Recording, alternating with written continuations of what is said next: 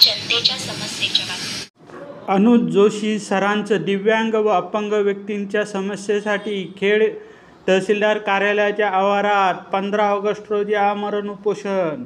खेड तालुक्यातील कोणत्याही शासकीय कार्यालयात अपंग व्यक्तीला जाण्यासाठी रॅम्प उपलब्ध नाहीत।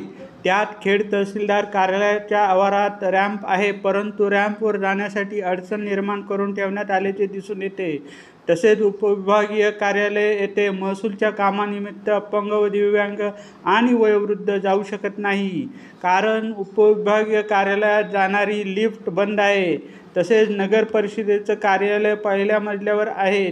तसेच एकविरा नगर येथील सार्वजनिक बांधकाम विभाग कार्यालय, जिल्हा परिषद ग्रामीण पाणीपुरवठा, जिल्हा परिषद बांधकाम विभाग समर्थनगर येथील पहिल्या मजल्यावर आहे।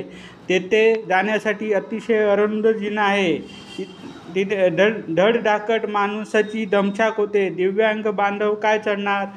खेडमध्ये दिव्यांग व अपंग वयोवृद्ध बांधव आपली समस्या मांडू शकत नाही, कारण कार्यालयात त्यांना जाण्यासाठी जागा तयार करू शकले नाहीत। यासाठी पत्रकार अनुज जोशी सर 15 ऑगस्ट 2024 रोजी खेड तहसीलदार कार्यालयाच्या आवारात आमरण उपोषणाला बसणार आहे।